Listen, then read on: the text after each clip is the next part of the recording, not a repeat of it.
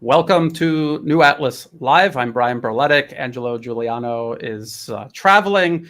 We have a special guest today, Li Jingjing. She is a Chinese journalist for CGTN, and I wanted to have her on to talk about what it's like to be a Chinese journalist and what it's like to be born, raised in China, and all of the changes taking place there. So welcome, Li Jingjing. Can you just let's start by you introducing yourself and just giving a little bit of a background about where you came from, why you got into journalism. I'm also very interested to hear about what city you were born in or what town, and how it has changed over the years. Cool. So hello, everybody. Greetings to all the viewers to the New Atlas. I'm very happy to come on to your show, Brian, because you come to my show many times to discuss a lot of topics. So to those who don't know about me, my name is Li Jingjing. I'm a Chinese born and raised in China. I've been working as a journalist in China for more than 10 years now. So you ask me why I interested in journalism. How come I decided to be a journalist? It's interesting because I think being a reporter, being a journalist is kind of like a dream of mine since childhood. I remember in 5th grade in elementary school, during those times, teachers will ask you, what do you want to be in the future? Astronauts, scientists, or policemen? And my answer back then was already a journalist. So I've been following this path my entire school years, like in my entire life. I got my degrees in journalism both in China and in UK. I got my bachelor degree in China's universities and my master's degree in UK universities, all journalism and media related. Also joined many exchange programs, so got the chances to study a short while in Geneva, participating in some cultural exchange programs in Germany as well. So, in the past few years, I have the opportunity to live and study and travel across different countries and different cultures to really understand different perspectives, different cultures. So, I think studied journalism both in China and in the West, give me the opportunity to understand the different different models of journalism, different ways of working, how it functions, and also to look things from different perspectives. I know how many people in China see the West, and also I understand how the West view China. So I think with this knowledge, it's important to be the bridge, to connect different people. Always interested in telling the stories of people. So that's what I've been doing. So in the past 10 years, working as a journalist, I covered many subjects. From the beginning, I was covering culture-related subjects. All the fun stuff, people's stories, even movies, and then gradually moved towards politics. But I think there were two things. There were two turning points in my journey that really made me that is so outspoken at the social networks, outspoken debunking the lies that the Western media has been spewing. First is the riots in Hong Kong in 2019. I think that was a moment that a lot of people in China, either Chinese, either foreigners in China, were so awakened because they saw the media, major Western media they trusted for a long time, just outright lying. I talked to many friends from Hong Kong. They were born and raised in Hong Kong, and they told me the same thing. They were seeing one thing in their real life, the riots, how it's like in their real life, just outside of their apartment, and then see completely different story being presented on media like CNN, those major Western media. So it was a wake up moment for a lot of Chinese people, to realize what the Western media is really doing. And so I it gave me enough anger to like have like some people need to stand up to these lies. We cannot tolerate this to continue. And then it was the pandemic, the COVID-19 outbreak in Wuhan broke out in early 2020. So I was among the first group of reporters who fly to Wuhan to do the reporting. I stayed during the entire lockdown, the first large-scale lockdown in such a big city in the entire world. And back then, it was a dangerous timing, dangerous situation because no one knows anything about COVID-19 yet. It was very deadly, and it was under a lockdown. There were very limited access to everything.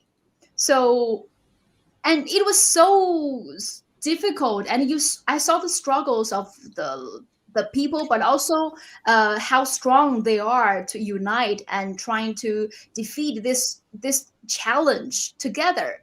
And then you saw completely different horrendous reports on Western media and also on social media. So many misinformation, so many lies, and very racist comments. So it gives not to interrupt you, but I'm showing people on the screen right now. This is just somebody who drove through Wuhan. I just want people to see what Wuhan actually looks like versus the image that's been built up into their head by these toxic lies that you're talking about. So I'm just going to let that play while you continue talking about this process of awakening and realizing what the West was doing. Yeah. So this is Wuhan, right? So yes, this is Wuhan. Wuhan is such a beautiful city, and it has a large scale city as well. But because of, and it went through so much in history as well, because it was a major city during in many historical events in China. But this city got so many slanders, and people of Wuhan got slanders, being blamed for the virus. And even though they were suffering the most, because I went to hospitals and I talked to many survivors of COVID-19 and also the family members of the victims who passed away to the COVID-19.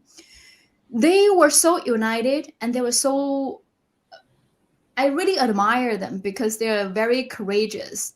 And many people told me, you know what,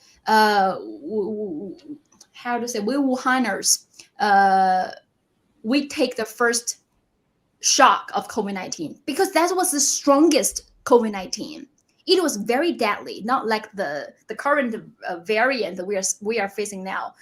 Back then, when people got it, they could possibly die very soon, but they were helping each other. So, and that I saw that all those comments on social networks really made me so outrageous. So I was like, okay, someone from China who is on the ground, knows what's happening, need to stand up and to speak the truth. So I think ever since then, I became very, very active on social networks, trying to spread the real messages, not the Western media's twisted messages. So I think those are the two turning points that made me doing what I'm doing now, debunking the Western lies, calling them out, and trying to show people the other side of the story. The other side, I mean, the side that the Western media never told you about, never showed you about, and even twisted. Because voices like me, like mine, like ordinary Chinese, who the image, the story, and the opinions we have are very inconvenient for those media or governments who try to paint the China evil image. So voices like ours never get interviewed by the major Western media. And only dissidents or the Western NGOs paid dissidents or so-called activists got the front page headline, no matter how ridiculous the stories are. So I think it's important to let people know our story. So that's what I'm doing. So I realize I start to ramble a lot. So No, but that's great. And I think that's what motivates a lot of people to speak up, even though it's uncomfortable. You come under a lot of attack. and it's not pleasant to deal with people who are lying. And it's so outrageous because, like you said, in Hong Kong, people can see with their eyes what is happening versus what CNN and the BBC are saying. You look into it, you research, you see the US money flowing into the opposition groups. You can see how blatant the interference is and how illegal it is under international law. And you understand how the US makes up stories about how China, interferes in the US with no evidence at all. And then the way they're actually doing it, it makes you angry. And I think doing journalism to wake people up, I think that is a very constructive way to go about dealing with this anger, because it is outrageous. So you say for the last 10 years you have been doing journalism. Yeah. When I ask you, how has China changed since you were a kid growing up? It's not to mean that you're when usually in the West you ask someone this question, it's like, oh, you're so old, so how have you seen things over your whole life? Things in China change so quickly. Just for an example. Much. Yeah. I was there. Go ahead. Where were you? I'm curious. Where were you born? What was it like then, and what is it like now? Okay, so now I'm in my 30s. And so in the 30 years of my life, I think I witnessed dramatic changes in my own country. I remember during my college years in Henan province, back then I lived in a city called Zhengzhou, and my university is in another city. So sometimes I return to my hometown, to my family, maybe just 1 or 2 months, every 1 or 2 months. I noticed that sometimes I returned to my home 2 months later, I couldn't recognize the road in front of our buildings because it got reconstructed so fast. So that's just one manner changes. So actually, my family, I was from very northern city, Heilongjiang, northeast city of China. And my family moved to different provinces the entire year when I grew up. And so I lived in different provinces, and now I live in Beijing. So my family is just very ordinary Chinese family. My grandparents were farmers. So my parents just come from farmer family.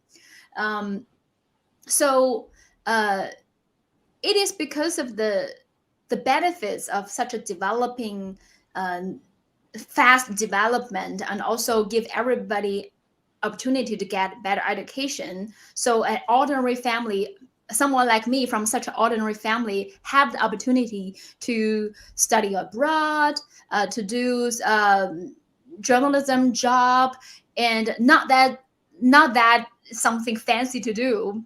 It's just, it was unimaginable to my parents' generation or even to my grandparents' generations. So like none of my family speak any English word, but now I'm doing like this, like presenting stories, doing news to English speakers. It was unimaginable to my parents' generations. So that's why that happened, because of the equal opportunities that society gave us. We can change our fate through educations. So I really appreciate the what education and what the also the different improvements in the society benefits us. But I think this is my story. Like my story is not that impressive, because like many people have much more impressive story than mine. For example, the astronaut who is in China's space station right now, there are 3 of them. One of them is just civilian, because previously astronauts were in the army, but this time this guy who is just only 2 years older than me, and he's in the first civilian astronaut, and he comes from a very poor village in Yunnan province. His village was lifted out of extreme poverty in 2020, May 2020. He comes from a very, very ordinary family, and because he was a good student, he started hard enough, and so he got into the college in Beijing, and he's now the leading expert in his field in science. And because he's an expert in his field, and he also has extraordinary like health, he can pass the physics examination to be an astronaut. So he has both the intelligence and the physical strength to be the first civilian astronaut to be in China's space station. So there are so many people like him totally change their fate and doing some impressive job that no one else could do because of, I think, the education system, the society gave them everybody a chance. You don't have to come from elite family. You don't have to come from a rich family to be, say, the president of the United States, to be the expert. So this is very important. And also, I think doing the work as a journalist in China made me knowing my country, know my culture even deeper. So we have a saying among those Chinese people who studied or worked abroad. The more you go abroad, the more you love your country. This is the saying we believe. So before you go out, you probably mesmerized by the fictions, either movies or TVs taught you to believe in. But when you actually go to different countries to see what is happening there, doesn't mean that you have to hate that country. It doesn't mean you have to come back to return to your own country. But you know the so-called American dream or whatever dream it is just someone painted that to you. So with those people who actually spend a lot of time abroad, love their country even more.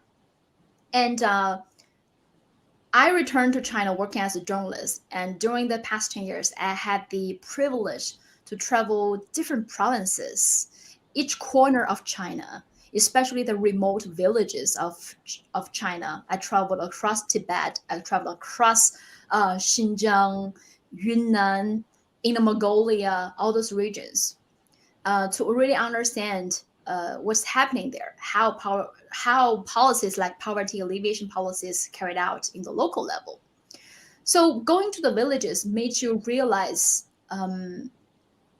how to say, because I think a lot of young people like us living in the big city, we were very detached from the roots, grassroots people. We were trapped in our own bubbles because we live in big cities. The big cities like Shanghai or Beijing are so well developed. So we thought the whole China is like this. But when we go to different provinces, and when I go to different provinces to go to different villages, you saw these struggles that different people, different groups of people are facing. And then I had another level, deeper level of appreciation to the government's policies, especially the poverty alleviation projects. I think most people outside of China have no idea how difficult it is to do the poverty alleviation. It is so difficult. China is so vast. We have 9.6 million square kilometers, the whole size of our country, and it spans across such a large area. You can say we are rich in natural resources, but also we face dramatic challenges geologically on many levels. How to govern 1.4 billion people? How to make 1.4 billion people's life better? That's a huge challenge for any politician, for any country. But somehow China did it. And so I went to different villages to see it. And when you go to these regions, you realize each province of China is poor due to a different reason. Some provinces people in some provinces are trapped in mountains. For example, Yunnan. Yunnan has everything. It has rainforest. It has dozens of ethnic minorities. It has so rich in plants, in fruits, in vegetables, but people could not get out because the geological regions, the mountains are so deep. But that's there. They're reaching natural resources. But in Gansu, northwest China, they are poor because they had nothing. They don't even have enough water because that region is full of Gobi Desert. Uh, Drinking water is one major problem that people used to suffer. Gansu, Ningxia, several provinces, they are facing the same problems.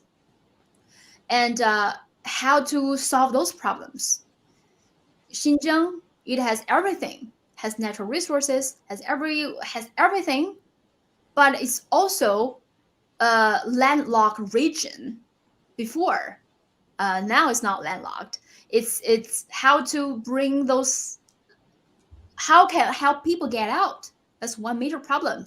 I remember one Uyghur idol in one of the villages, Hami, that Uyghur old grandpa was so happy. He actually met Chairman Mao because he was so happy that after the founding of China, everyone's life was so dramatically changed. So he wants to bring his own grown sweet melon to Chairman Mao, all the way from Hami to Beijing. He rode a donkey all the way to bring the water sweet melon to Beijing. And like in Tibet, it's a different situation because it's such a high altitude. Even just living, surviving on that level is already difficult. People don't have roads before, don't have railways. How to solve that problem? And Guangzhou, Zhejiang may be rich because they are coastal regions. They are reaching a lot of resources, but their economy is great. But to maintain that economy, they need a lot of natural resources like coal, those to have enough energy, fuel to make the economy sustain. So how to solve that problem? So after you travel to different regions, you realize poor regions is poor. Each province is poor due to a very unique reasons, and each province is facing different challenges. So how to coordinate this? How to coordinate this effort? How to improve? How to solve everybody's problem?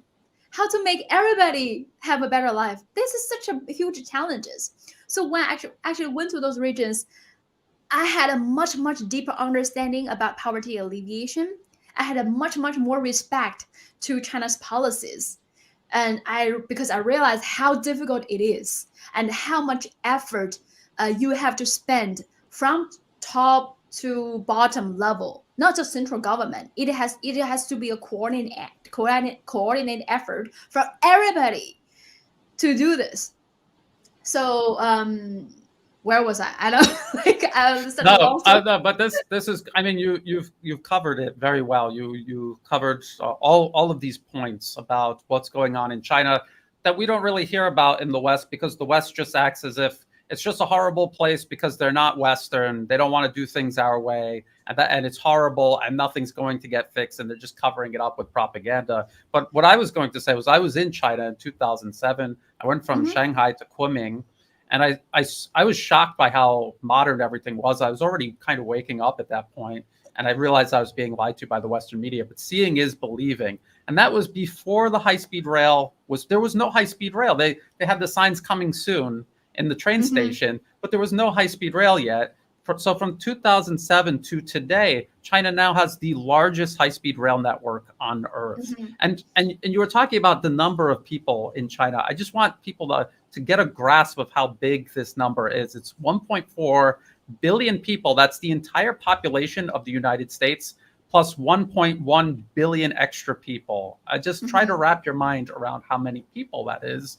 And as you were saying, how difficult it is to govern and administrate that and solve everyone's problems across such a geographically diverse region. And, again, if people go online, I just real quick, just go to these channels and just type in a city and type in drive or walk, and just look. This is Beijing here, which because you were saying you're based in Beijing. Yeah. Have Shanghai, and just look at the variety across China. A lot of people mistakenly believe that China is just one ethnic group running everything, and that's also not true. There's so much variety. To a Western eye, superficially, it might look the same because people in the West aren't told otherwise. But actually, there is a huge amount of variety in terms of culture, language. So I think you did a really good job explaining all that. How about these policies that are transforming China? Because something else I just wanted to say real quick. I've gone through Laos many times. I've been to Vientiane many times over the years, and that country has been transformed because of China. Going in there, you were saying about Yunnan with the mountains. Laos is also just covered in mountains. They were landlocked. They could not travel even in their own country. They had these winding mountain roads. And when I went through Laos to get to Thailand, I had to go on a bus for 3 days through these winding mountains, extremely dangerous. China came in, they built a highway to cut it down to 24 hours. And now there's the high-speed rail running, which cuts it down to, I think it's like 10 hours to go to Vientiane to Kunming. So maybe talk about, because these are the policies, these are tangible things that the Chinese government does. They build physical infrastructure, they come up with economic programs that tangibly change people's lives. So maybe go get into some of these policies that you've witnessed traveling around China. Since you mentioned Laos, I think that reminds me of a recent report about rioters, which is outrageous. It's very racist, I think, as well, because the series called The Bad Land. What are they talking about? The whole report is about this starts with the railway connecting China and Laos, like you just mentioned. They are attacking this railway because so basically the whole point of the article is trying to say China with this Belt and Road Initiative, they bring railways and highways to countries like Laos. They are bringing virus to these landlocked countries. I was like, how? That's a very interesting angle to attack infrastructure like railways. So you think railways are the reason that to bring viruses to a landlocked region, and they attack all these infrastructures that China brought to this landlocked region, less developed regions, and they don't propose alternative choices. Okay, so if you hate China's option so much, what's your option? Laos has been landlocked for hundreds of years. What have you done? What have you developed Western countries done to these developing nations? You've done nothing. And China finally bring the first ever high-speed rail to this country, and you say, oh, you're unleashing all these viruses to these developing nations. I mean, this you see it as a positive thing, and that's what the Western media say about this. Like, what are you trying to say? You're saying people in Laos don't deserve a high-speed railway?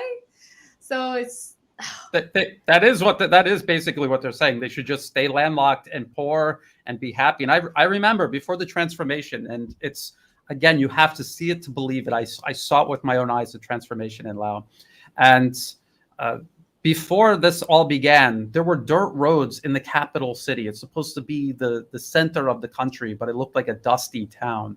And there were these Western NGOs with their SUVs going through the streets, hanging up banners telling people there, don't use electricity, because if you use a lot of electricity, then you're going to need to build dams, and we're not going to help you build a dam. We don't even know how to. You're going to go to China, obviously, to go build a dam. We don't want that. So just don't use electricity. This is what they were telling people there, and they flat out rejected it. You said that the West didn't do anything for Laos. That's true, but actually they did worse than nothing, because during the Vietnam War, they dropped more bombs and landmines on Laos than there were actually people living there. And there are still, to this day, more unexploded ordnance in Laos than there are human beings living there. I think there's like 3 or 4 munitions for every man, woman, and child living in Laos. And the U.S.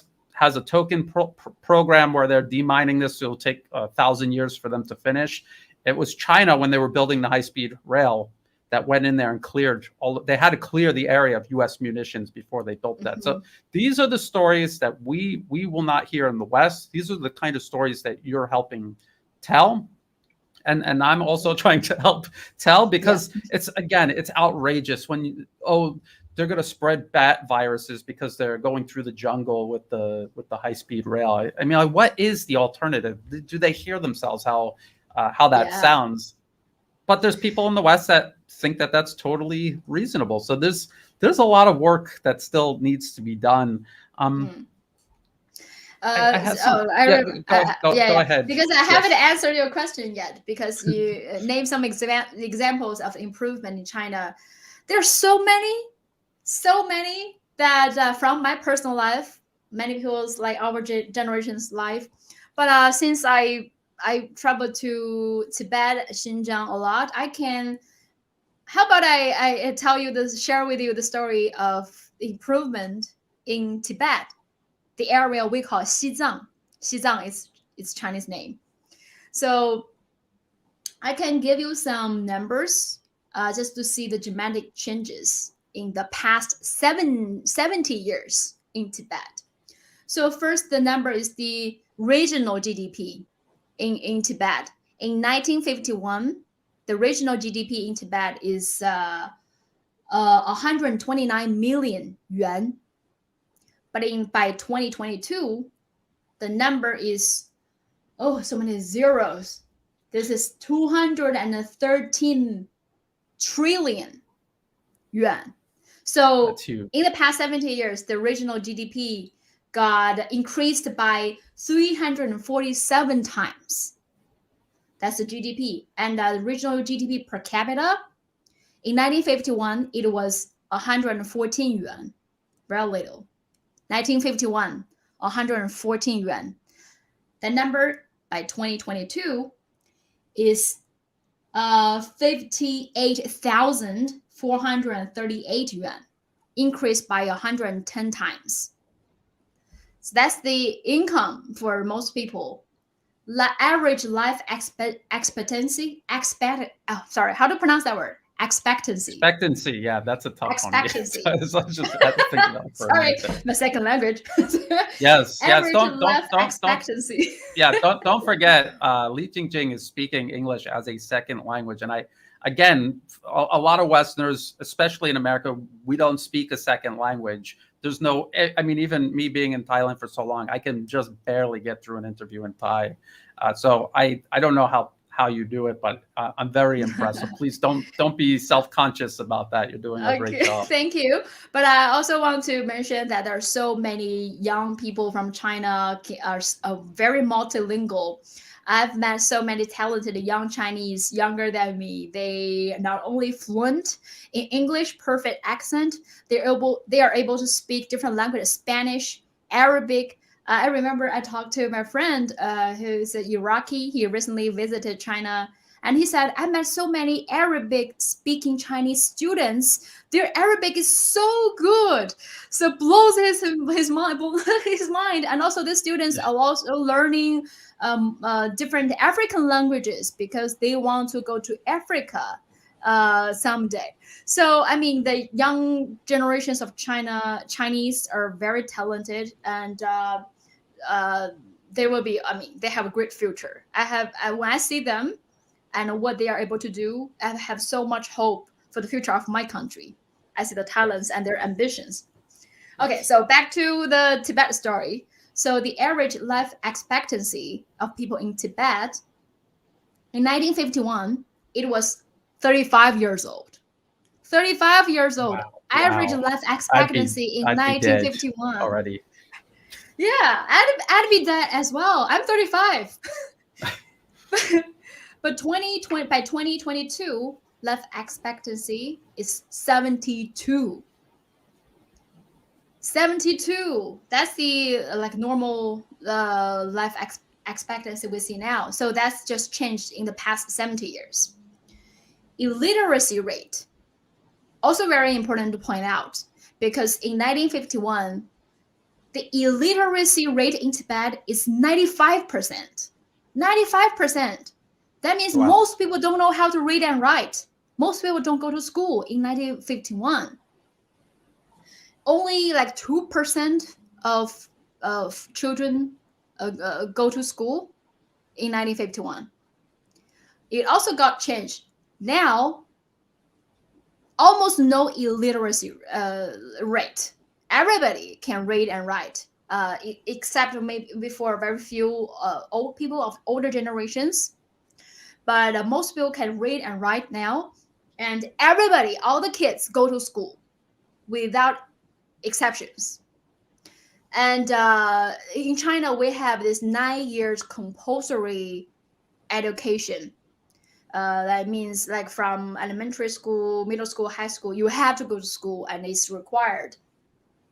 But in Tibet and also in Xinjiang, government provide 15 years of free educations.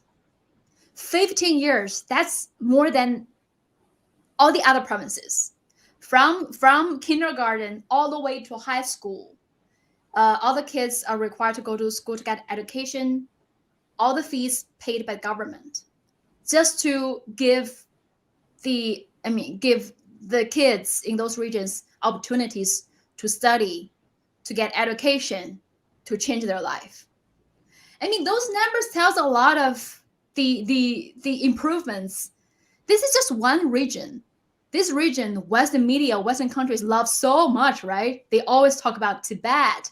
And some like Western politicians, media activists sponsored by NGOs based in Washington D.C., they keep spreading the lies that people cannot, there are people, they are oppressed, they cannot speak their language, their life is horrible, they had all these lies. But in reality, people's life got so much better. So now if you go to that regions, everybody is very happy and they're very grateful to the Chinese government because they saw the changes in their life. So I traveled to Tibet many times, but I remember in 2020, the end of 2020, I went to remote regions and I interviewed many nomads. Because Tibet is very large, and there are some regions that you drive maybe 8 hours, 10 hours, you won't see any villages, any human. It's just nonstop mountain and roads. And there are many nomads.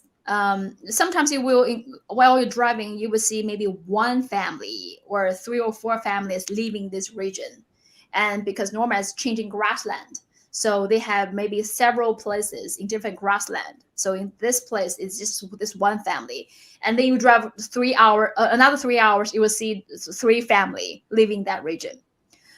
Even though they're so separated, so remote, just a random family on a vast land, even in those regions, those houses has electricity and running water because the government made sure every family, the state grid company, bring the wire to those houses so they have electricity. If there are like 2 or 3 families living in that grassland, the government will dig a well in their backyard to make sure they don't have to walk 50 kilograms to get a basket of water. They can just get some water in their backyard. So that's the changes of the life of people in the old times. Oh, and also the railways, the highways in Tibet is also amazing because before 1951, there were no railways in Tibet at all. Barely any roads. It's just probably some roads that yaks and people keep walking on. So there's some roads, but now there were so many different railways and highways. I was always amazed by how good the roads is and how good the railway is in Tibet, because you have to remember, building anything in Tibet is extremely difficult. First, it's high altitude. The average height of Tibet is 4,000 meters above sea level. But some areas, the Mount Chomolungma, Western people call it Mount Everest, but local Tibetan people call it Mount Chomolungma, the world's highest mountains, 8,848 meters. So the average the height of the entire plateau it varies, and you have to build railways, highways in different high altitude is extremely difficult. Second, because that region is low in oxygen. In summer, it's probably 6% oxygen, and in winter, sometimes it could be 40% oxygen. So people like us who live in lower land, you cannot do any heavy labor up there. Even walking, slow walking will make you exhausted there.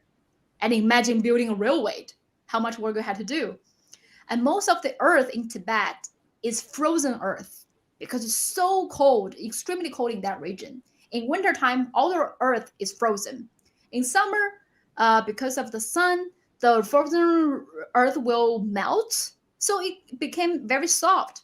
So that poses great challenges for construction. How can you build railways and the highways in such a like frozen earth who keep changing? But still, with all these challenges, people build multiple railways, make sure every provinces, every regions, every cities in Tibet is connected with roads and expressways. So when I hear some Western reporters when they travel to Tibet and read stories about, oh, this region is so oppressed, people don't have the freedom to do this, do that. I mean, what are you saying? The reason that you can go to that region, the very road you are driving on, is built by this government. You are saying oppressing the people there. The reason that you can eat vegetables and fruits is because of the roads so people can send different materials to that region, because fruits, vegetables, fresh vegetables don't grow on that high altitude. And how can you eat that thing? People from the other parts of China bring all those resources to that region to make sure people can access everything. And now you, with all these materials made available by the government, you're complaining about. Well, I mean, the whole thing is hilarious to me. It's so ridiculous. They tell these lies, and they put Western people in such a ridiculous mindset that they're blind to any actual facts. So there are documentaries about how China built that railway connecting all of the cities in Tibet, and it is an engineering marvel, a modern marvel of engineering. All of these numbers that you're talking about, all of these statistics that are improving over the last 70 years, that is because there are people there building hospitals, schools, roads, water, electricity, all of the things that you're talking about. And this is what a country is supposed to do for its people. And especially in the United States, the relatively short amount of time that I spent there growing up, I watched everything crumbling. And it has just gotten worse since then. So a lot of Western people hear about this, it's just so abstract to them because they cannot imagine a government actually investing that much into their own country, which I mean, it should be absurd that a government is not investing in its own people. So that is what I've seen. That is what I've seen. And that is what I've seen, the impact of China outside of China. Here in Southeast Asia, I've seen the positive impact versus the toxic interference of the West, who is always taking and destroying. They're never building. It's China that's building. And there was something that I wanted to ask you. Well, yes, about the West saying that Tibet or Xinjiang, they're oppressed. If Westerners just look up online the Chinese money, just the design of the bills, they have all of these minority languages on the money itself, which, I mean, how can you say that about the United States? They have minority languages they have Latin and English. They don't have any minority languages on US money. China has that. The signs in those regions have the local language written there. And it's mandatory. It's required by law in those minority autonomous regions. On public signs, you have to use at least 2 languages. One, the Mandarin, the national language, and also the next language, like the next majority of ethnic groups living in that region. For example, in Xinjiang, it's mandatory to use to use Mandarin and Uyghur language on public signs and all that. But let me remind you, there are like 20 or 30 ethnic groups living in Xinjiang. I mean, Kazakh, Uzbek, Russian, Hui, different ethnic groups. They all of them speak their own languages. Yes. So, yeah.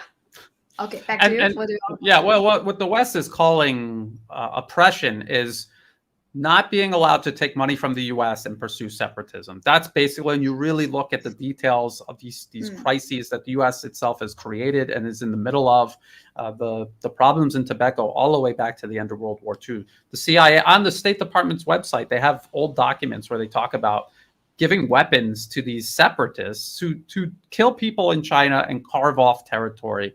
And so that's what they're talking about. They're saying that's not tolerated, but that's not tolerated anywhere. It wouldn't be tolerated back in the United States, and China shouldn't tolerate it either. So again, it's this battle of narratives, and it's a battle to show the truth versus these toxic lies that the West tells its own people who are deliberately indoctrinated to be biased, maybe a little racist to start with.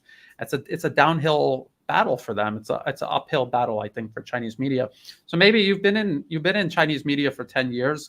What are some of the hardest? I mean, is that the hardest part about it? Reaching out to people, trying to get through to people in the West who have been sold these narratives. I mean, what is the hardest part of the job for you?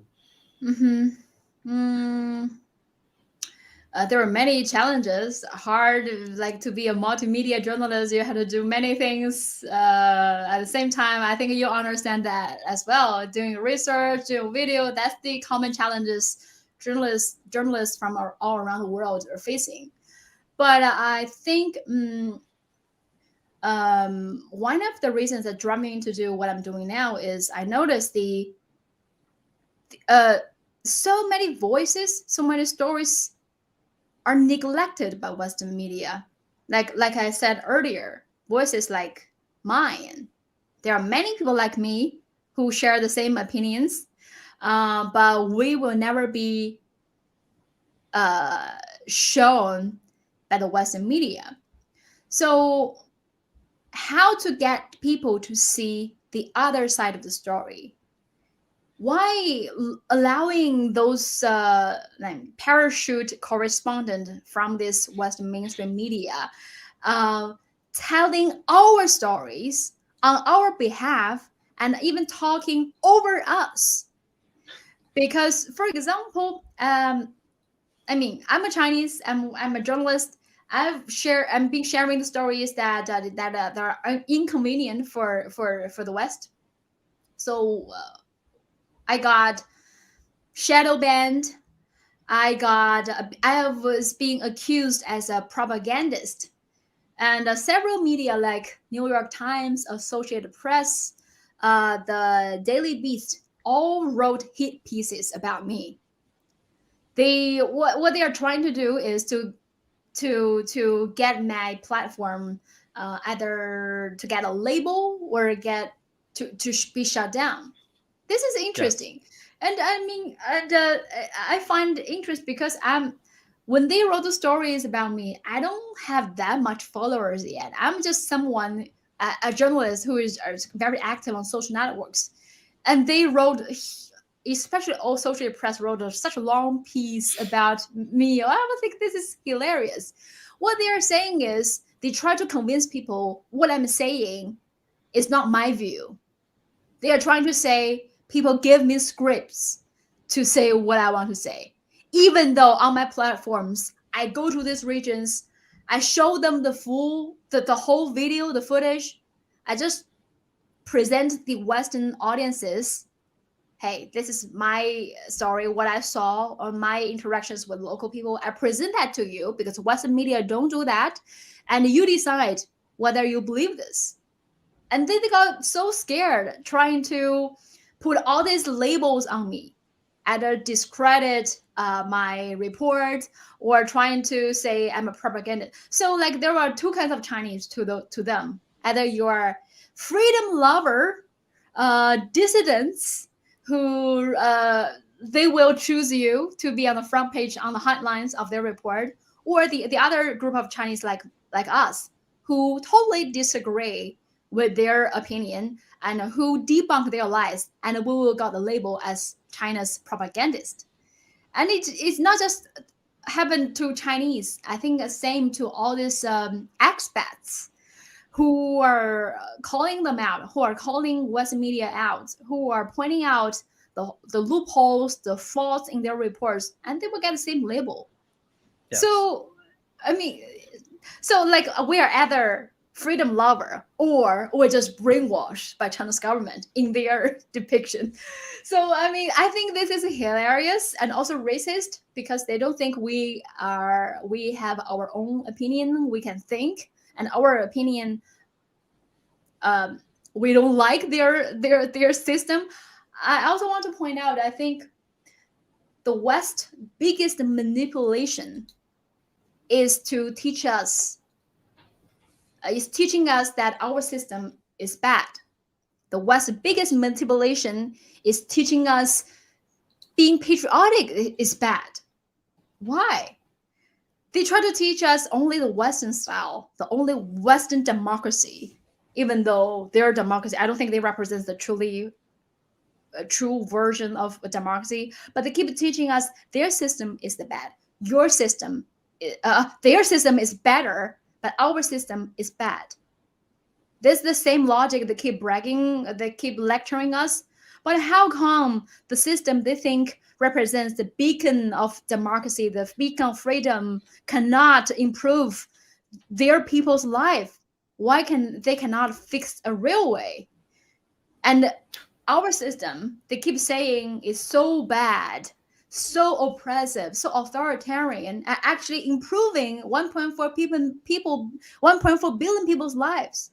Our life is getting better and better, and we see hope. We see what we can achieve in the future. We have much more confidence, and yet they are somehow declining. So I think that's the West's biggest manipulation. And they are not just doing to Chinese. They are doing this to every part of the world, especially developing nations. They are lecturing Africa. They're lecturing Latin America. They are lecturing people in the Middle East what's best for them.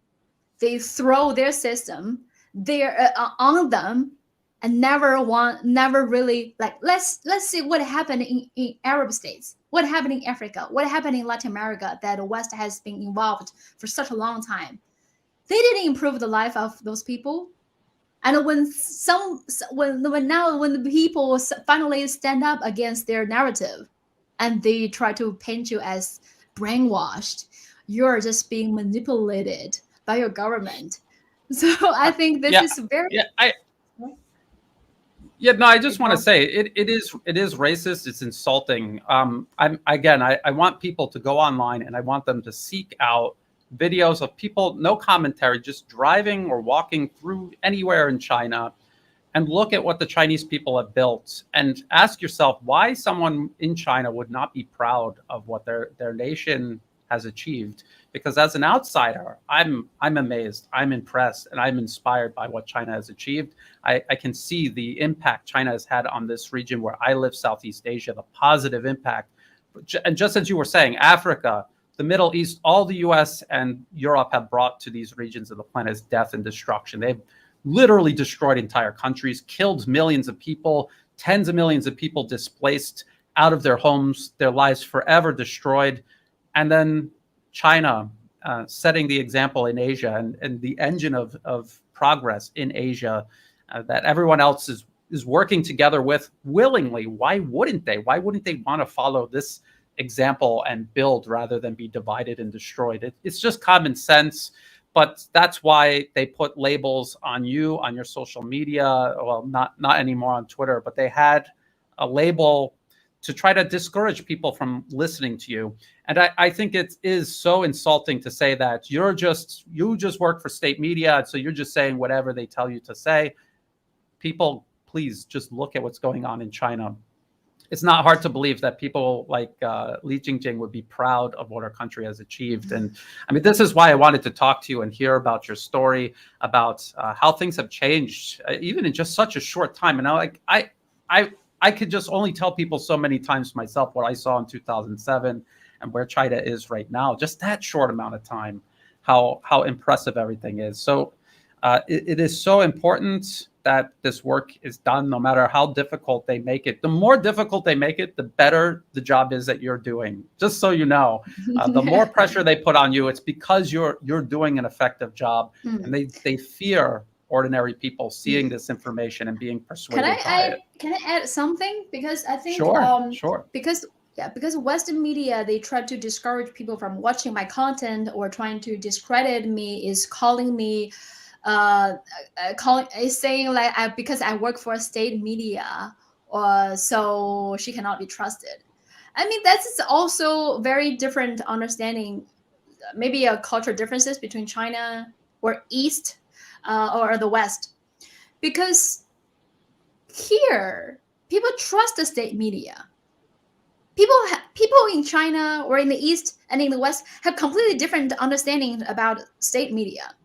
Here in China, people trust the state media because that's the official information. That means it's correct, and it's not some random individuals may create a media and spread lies or trying to exploit a certain individuals' sufferings or create some chaos. So here, people trust state media because here people trust authorities.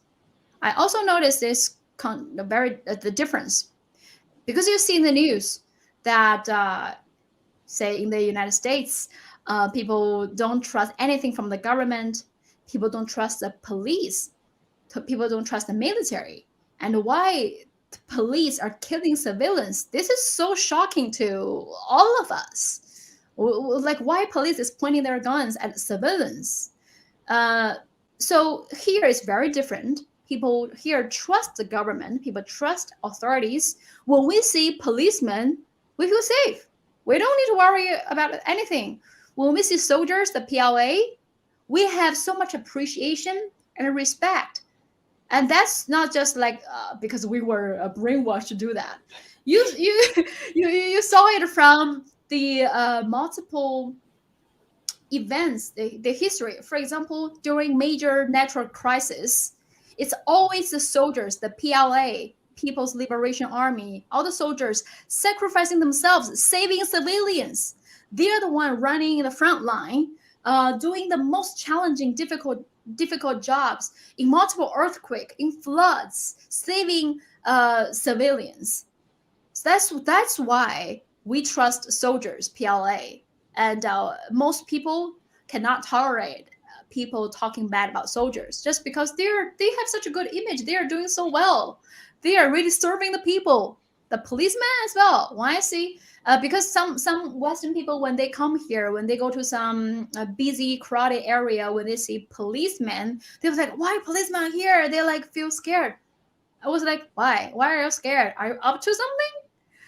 Because we were never afraid of policemen. When I see a policeman, police car, I'm like, oh, okay, I know I'm safe. Someone's here to protect us. Especially in crowded places, you don't know, maybe there are thieves or maybe people will be stepping on each other, but there's someone, the policemen are here to make sure nothing bad will happen. So here, what I'm trying to say here is people have a completely different attitude towards authorities. Either you're police, your government, your soldiers, your state media, we have so much trust in authorities. And the Western people think putting a state media label on us will discredit us, also hilarious, because that comes from some deep-rooted issues in their countries. In the West. They have issues. They have trust issues with their governments. They have trust issues with their police, with their authorities. So they think everything authority is bad. I mean, that's your problem. That's your problem. You think everybody that same logic applies to everywhere. But I'm sure if you go to many Asian countries, it's the same like China. Yes. I think in general, like Asian Yes. countries, especially East Asian countries, Southeast Asian countries, people trust authorities, right? It's different mindset. So the West still looking at us, looking at the world through their lenses. They think that problem exists in their country, so all the authorities cannot be trusted. Come on, our authorities don't lie like your governments, Yes. spending taxpayers' money into wars, let your infrastructures break, collapse. They don't like, why do we trust our government? We can see through our life experiences, our life has been changing, got better and better. People have complaints and it got solved, so all problems got solved. It's getting better and better, so why don't we? Of course we trust it, of course.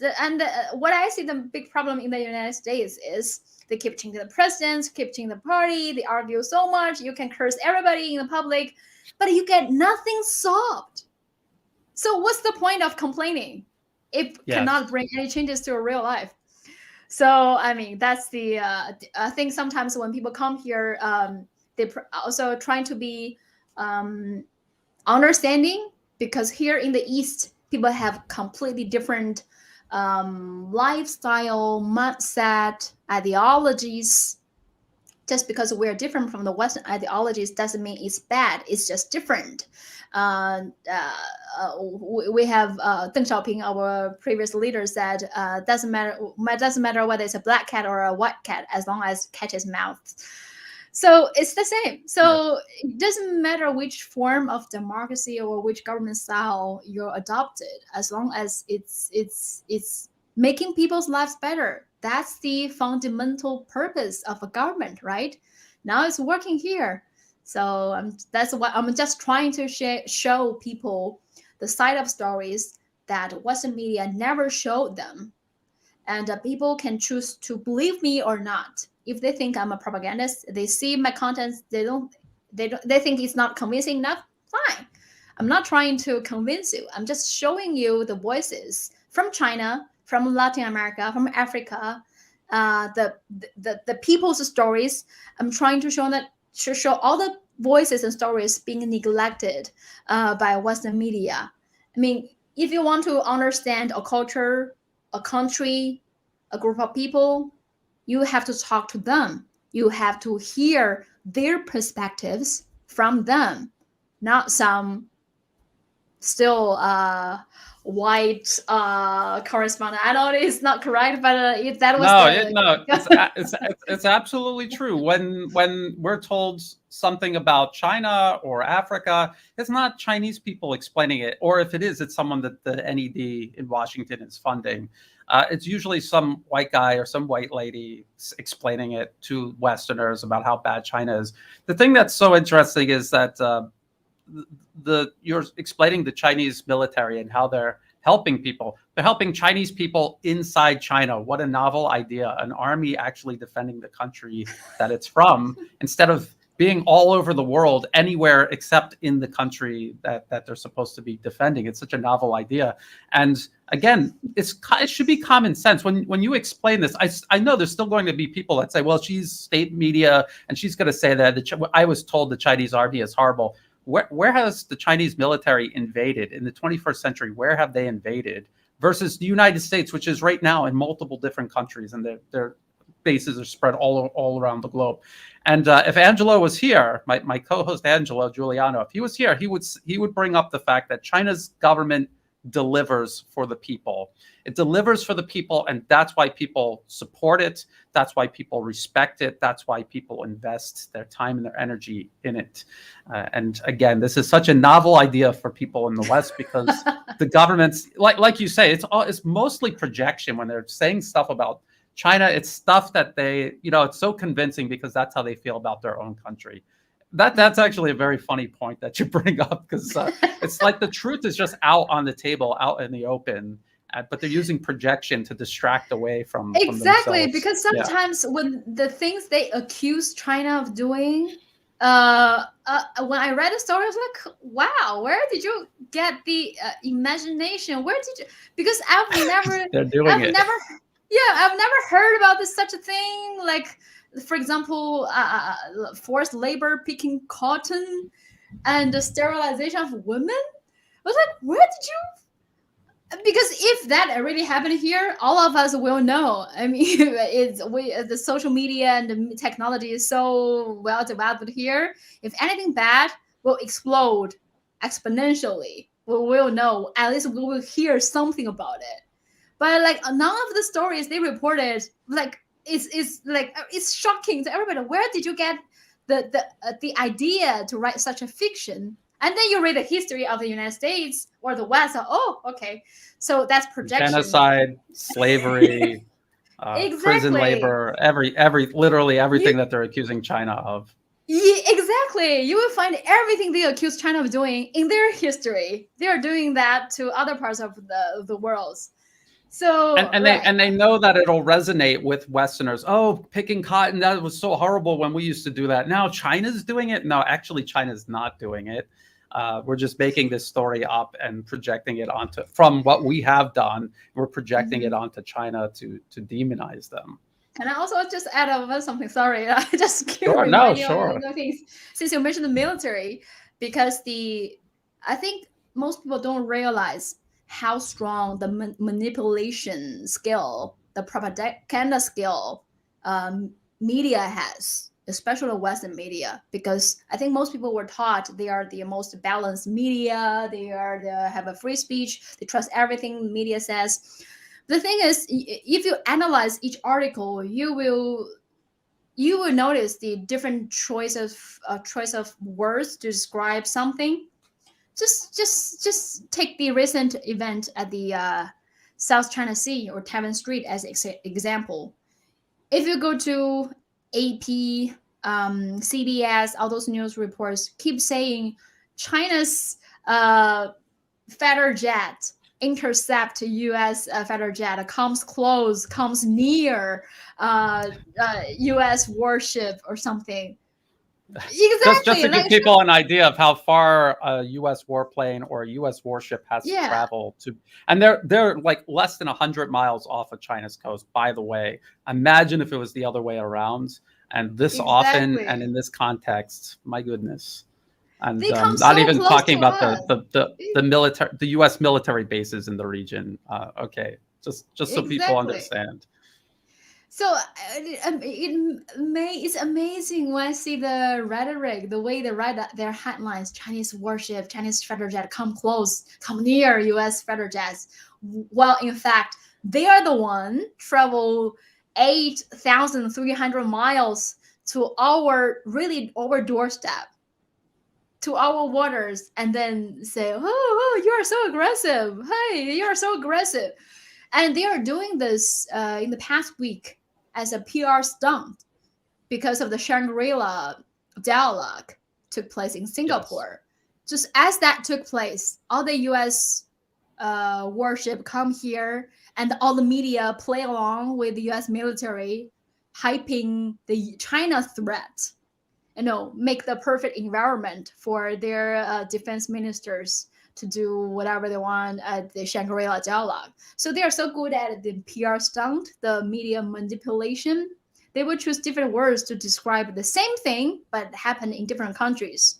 If there's a terrorist attacks happen in the United States or in France, they will say that's Islamic extremist terrorist attacks in those in France. But when it happened in China, it's just a knife attack. It's because of a racial conflicts. They don't even use the word terrorist attacks. They don't use the word terror. Knife attack was the downgraded event on so many levels just by the choice of words. So, I mean, their propaganda skill is very, very powerful. So I can understand why the majority of Western audiences believe China is evil, because you've been reading such reports for decades. From cradle to grave. Exactly. If you're a Westerner, yes. Also, for the okay. No. I just want to say, this is your Twitter. And you were talking about, I can't, it's somewhere on the timeline. People should follow you on Twitter. And Thank you. you were talking about how ridiculous this is for the U.S. to have their warships right off China's coast. And there were actually people replying saying, no, it's China's a big bully and the U.S. is there to protect everybody. I live in a country, Thailand, that is under constant pressure by the U.S. to get involved in the South China Sea issue. There's multiple overlaying disputes between, not just with China, but with each other. And Thailand's not even a claimant, but the U.S. every single year puts so much pressure on Thailand to say or do something. So when a country in the region actually does cave into this pressure and say something, it's not because they feel genuinely threatened or they think this is a big crisis. It's a normal maritime dispute. The U.S. is coming in to, and so, but in the comments, the replies to your tweets, it might even be this one right here, where you're showing how ridiculous, and the U.S. government, by the way, officially recognizes Taiwan as part of China. So there is no Taiwan coast. It is China's coast. And there's still people in the replies saying, no, this is China's a bully and America has to go all the way on the other side of the planet to get involved. I mean, how likely is that? And since I got this open, I just want to show people your YouTube. This is your YouTube, and these are all of your interviews and also your travel videos. And I was going through some of the older ones from a year or two ago, and very good. And again, what you capture is the pride that Chinese people have in what they've accomplished. And when you see it, when you investigate and look for it yourself without the West poisoning your mind against it, you will understand why. But I didn't mean to interrupt you, but I just, that tweet, I mean, I remember seeing that, and I tried to refrain from replying to people, but I couldn't resist. I just had to tell these people, the U.S. is pressuring countries here to complain about China. They don't care. The biggest trade partner is China. Their infrastructure partner is China. Their biggest investor, source of tourism, everything is China. This is a small dispute. This is not an actual conflict. It's the U.S. inserting itself and trying to create a conflict out of it. Mm-hmm. Yeah. What was I trying to say? I think it's about the word game of the media. Because Yes. you just showed the picture. I think that's also a good example, because we all know, anyone who knows the politics or international relations, they know that United States and every country that has a diplomatic relationship with China recognize Taiwan as part of China. It's written in the documents. Yes, like Brian's showing. Right. State Department, Yeah. state.gov. We do not support Yeah. Taiwan independence. Right there in black and white for everyone to see. Yeah. That's the U.S. State Department. Yeah, that's the foundation of having a diplomatic relations with China. So if your country has a diplomatic relations with China, it recognizes Taiwan as part of China. But on the official level, on government level, they do that. But all the media is doing another thing, because they allow media to play with the words, because they keep saying China and Taiwan, China, Taiwan, like they are two different things. They are trying to create two Chinas in their narratives, in their coverage. International organizations, institutions describe Taiwan as either China's Taiwan region or Chinese Taipei. That's the official word international organizations use, because international organizations like the United Nations, international organizations, United States, World Peace. It is an international organization, right? So United Nations, all those international organizations use either Chinese Taiwan region or Chinese Taipei to describe Taiwan. They will never write China and Taiwan separately, because you are comparing a province of China with a country. That's not right. But the Western media keep using the two words, so they are putting this idea in public people's like minds, to teach them there are two things, there are two different things. So I think a lot of people got to believe, well, no, they're different. So when the first time they realize, oh, they're the same, when they hear China say Taiwan is part of China, they feel ridiculous because they have been reading the reports from Western media for decades. So the government is saying one thing, their media is doing another thing, is brainwashing people into believing something else. Our friend Zhong Xiangyu, who's from Taiwan, he said a similar thing. When he was younger, Taiwan people or Taiwanese has always been a regional identity until one day he suddenly realized there's a complete change of curriculum in schools from a top-down level or from top-down scale.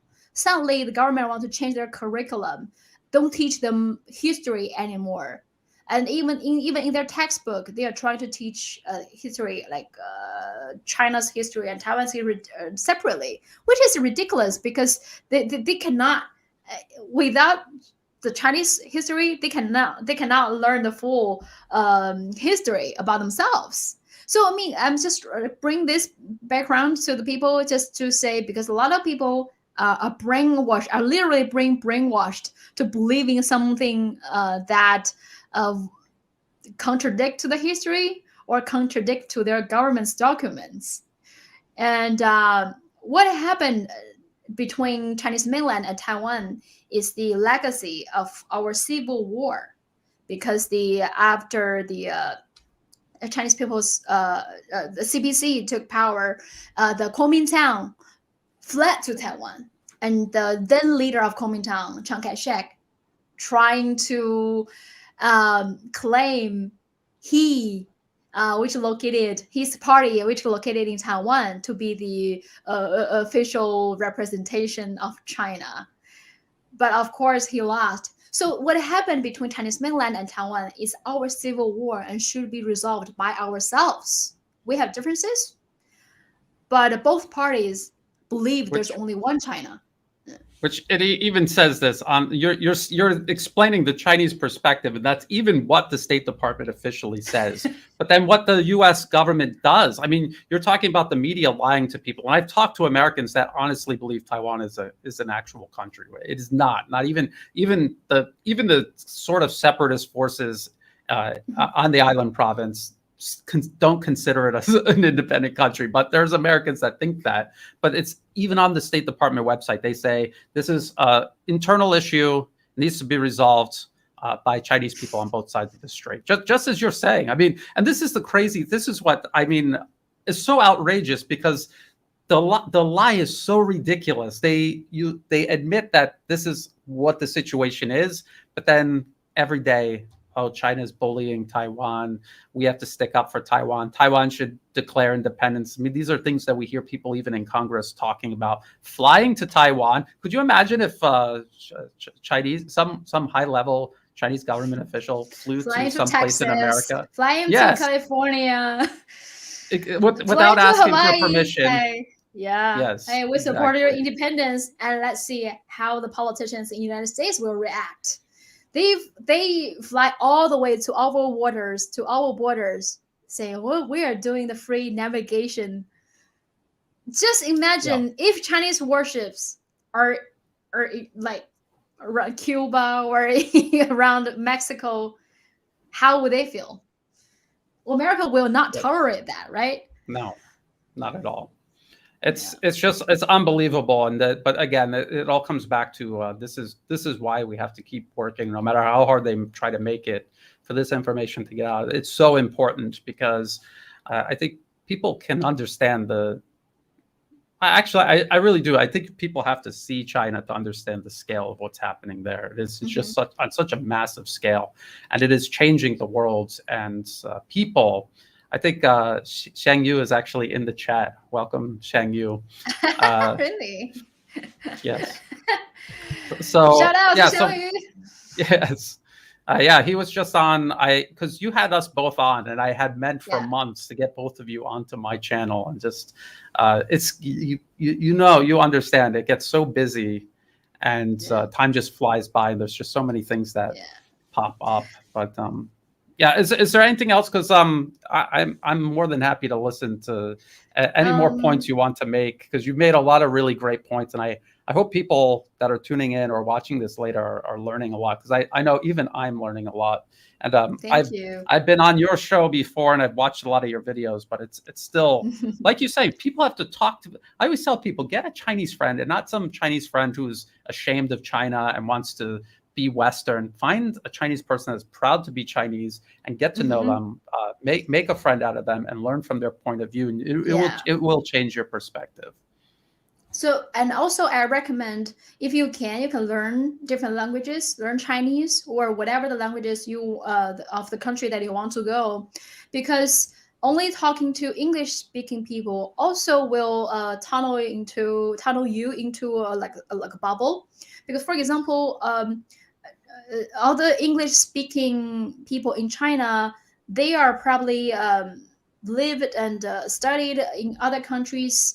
They got a good education, so they are, you can describe them as an elite group. I don't like the word elite, but I mean they share similar background at other in terms of lifestyle or education.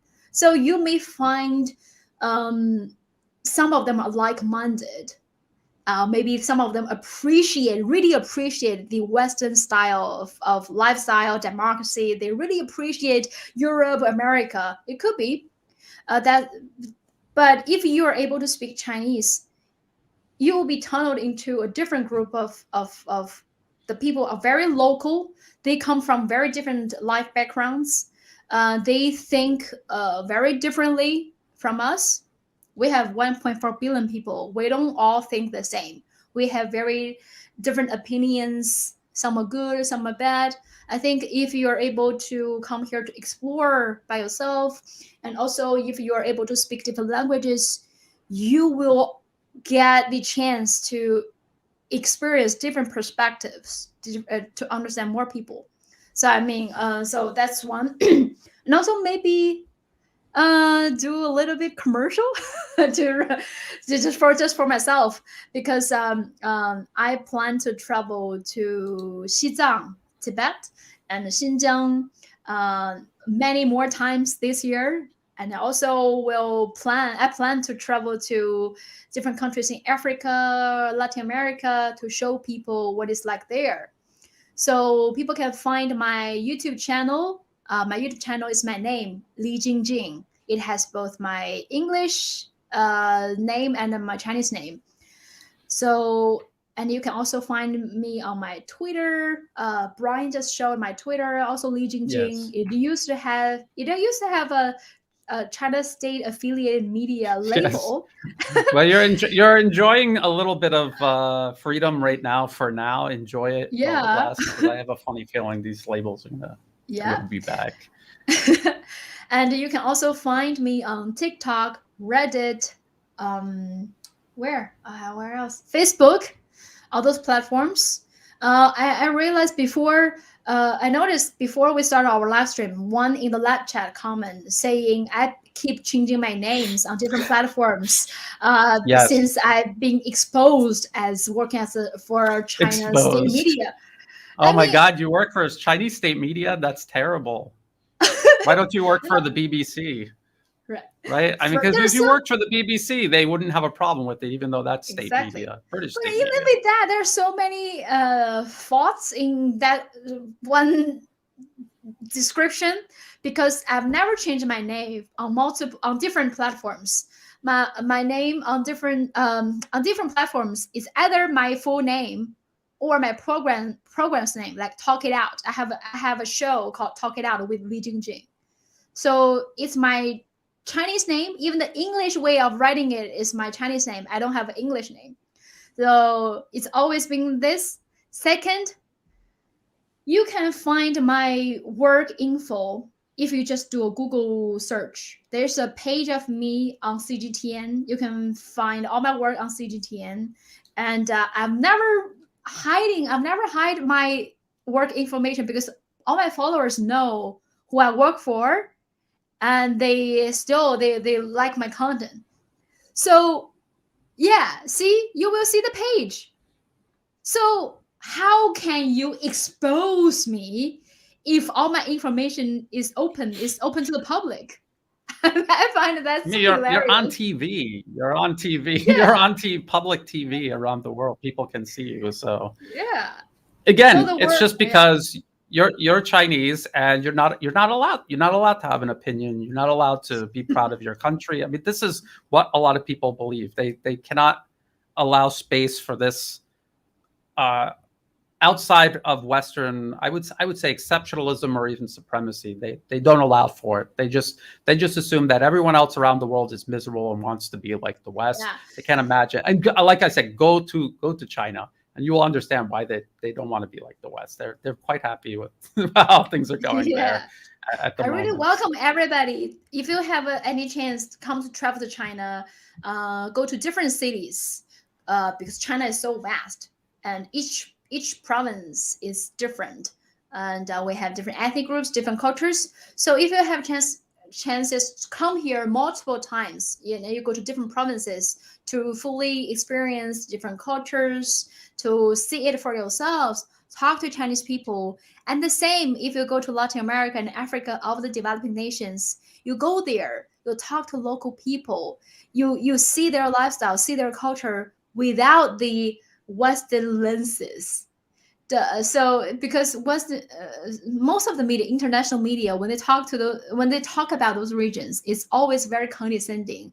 It's always, oh, Yes. those regions are so poor, underdeveloped, because they are lazy, because they are corrupt. They never mention they are the one exploited. They took their all their resources. They took their human resources. They are still controlling these regions, coercing those countries to follow the Western democracy or Western instructions, and never improve these regions. So it is because of the exploitation that's still been going on that left those regions underdeveloped. And now those regions, people in those regions a look of seeking independence. They are seeking ways to develop for themselves. They have always been seeking independence and development, their own way of development. But Western countries don't allow that had to happen. Whenever there's some leaders gonna develop their countries, they will be overthrown, they will be murdered, um, and the next one will be the US puppet to follow their orders, and then that country will never be developed. So now I interviewed many people from those continents, from different regions, and it's if you talk to them, you would see a different world from the Western world, because they have different opinions on so many major issues compared to the Western audiences. And I can assure you, they are all looking for their own way of development. They want to have the independence, they want to have the choice to decide for themselves. So I know Western media, they slander and also so many hit pieces attacking China-Africa relations, BRI projects. But no matter who I talked to, who I interviewed, either sometimes even people from different parties, they may don't like each other, but they like the cooperation with China because they chose that. China never forced that on them. They chose that because they see there are benefits. They can both the win-win cooperation. We can do trade freely, and it's bringing infrastructure like hospitals, like roads, railways, schools to our country, which will boost the productivity and the living standards of the local people. That's why they are happy. It's not being forced by China. Western media, Western politicians tend to say China coerced those regions to follow the orders, but no, it's very racist that you think those people cannot decide for themselves. It's always them being coerced, being manipulated by some power. No, those people are choosing the thing themselves. So I think it's important for people to see China or in other parts of the world, the whole global south, through the local people there. hear what local people think, talk to different people, don't feel so righteous and wanting to bring justice to those regions. And just think about it. Why wouldn't someone pick to work with China and get railroads and hospitals and schools and electricity, or just because the West has no way of competing with this. They're unable to offer similar things. The only thing they can do is invest their money in media to poison the people against China, which is what's happening here in Southeast Asia, here in Thailand, actually, unfortunately. That's what they can do. They have a huge military that they can spread out across the globe and destroy things. That's what they can do. That is when they talk about, oh, we've got a new plan. How many plans has the U.S. rolled out to compete with the Belt and Road Where's Initiative? the Build Back Better World project that they proposed? Do you remember Blue Dot? Do you remember there was a Blue Dot before Build Back Better? I mean, they have a new one every other year, and they evaporate, and all that's left is this media campaign to poison people against China and the military, and they're destroying everything. It's horrible. It's horrible. It's a shame because I think what I'm showing, like the reason I'm showing the poverty alleviation stories in China and how those projects are benefiting different parts of the world, it's not about talking good about China. The thing, because there's some very valuable knowledge of how to improve people's lives, how to eradicate absolute poverty. This knowledge, this experience can be applied in different parts of the world. And they can actually make the entire world much better. And it can help the people in the United States as well. I'm sure the average working class in the United States are also struggling with the infrastructures and many things. So if we can use this knowledge and adopt it in different parts of the world, in your own countries, we can make everybody's life much better. No one will be exploited. But it's a shame that this crazy politicians, military industrial complex are spending all billions of US dollars on wars, on talking bad about other countries, on destroying other countries, rather than spending the money improving the basic infrastructure and people's lives back home, which will cost much less money, I think. Yes, actually, and you started by talking about education and opening up opportunities for people in China. That is exactly what the West needs. Unfortunately, I would say the mind disease of Western style democracy, where people think they can vote their problems away. You cannot. You need education. You need hard work. You need to build. That's what China has been doing for decades now. And you can see the results, tangible results, versus the West, which is going the opposite way. They had at one point been doing this. They no longer do this. They're not even capable of doing this right now. At the moment, they need to go back to doing that. And that's my hope. And that's what I repeat over and over again, that I want to see the West. I don't want to see the West destroyed or go down the toilet. I want to see them find a constructive role among the nations of the world rather than trying to dominate them. So we've been going for an hour and a half. I mean, if you want to, I think that it would be great to have you back on more often. Actually, that would be great.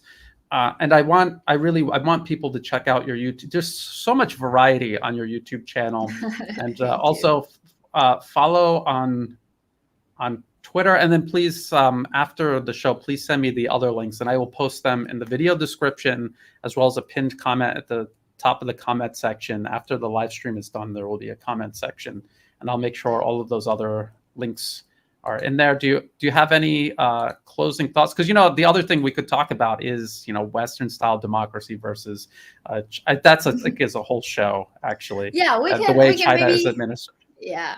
We can do another episode, because there's a different topic and there's so much to talk about, because I'm sure a lot of people don't understand how the system in China works, and I can explain that, but it takes probably another 1 or 2 hours. Whole episode. Yes. Yeah. So that will be great. So that's what we'll do. We will definitely have you back on, and as soon as you're able, and we will talk about the system, because that is something that I learned about, and then I just thought it makes so much more sense versus Western style democracy doesn't work. It is a system of control. It is not a system of actually running a country or self-determination. So it's a very important topic. Mm-hmm. So any closing thoughts? I think I hope people, if you are interested in knowing China, and if you are interested in hearing the stories from China and Africa and Latin America, the whole global South, and if you cannot come to China yet, but if you want to watch travel vlogs, you can also come to my channel, because I will travel to Tibet and Xinjiang very soon. I'm sure I will post more vlogs on different topics, so you can see it for yourself through my lens first, and then you can come here by yourself to see it as well. So if you're interested in knowing, see travel logs in China and also hearing different perspectives, you can come to my platforms. I'm on Facebook, YouTube, Twitter, Reddit, TikTok.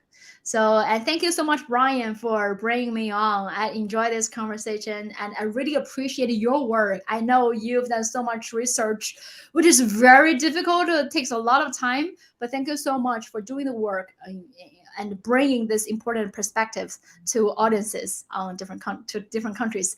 So, thank you so much, Brian. Yes, and thank you for taking time out of your evening to join us. And I really do look forward to coming back on. And to everyone who tuned in, thank you so much. Like and share. Please, again, check out Li Jingjing's different platforms. It'll be, again, it's in the video description and a pinned comment at the top of the comment section. And until next time, bye for now. Bye.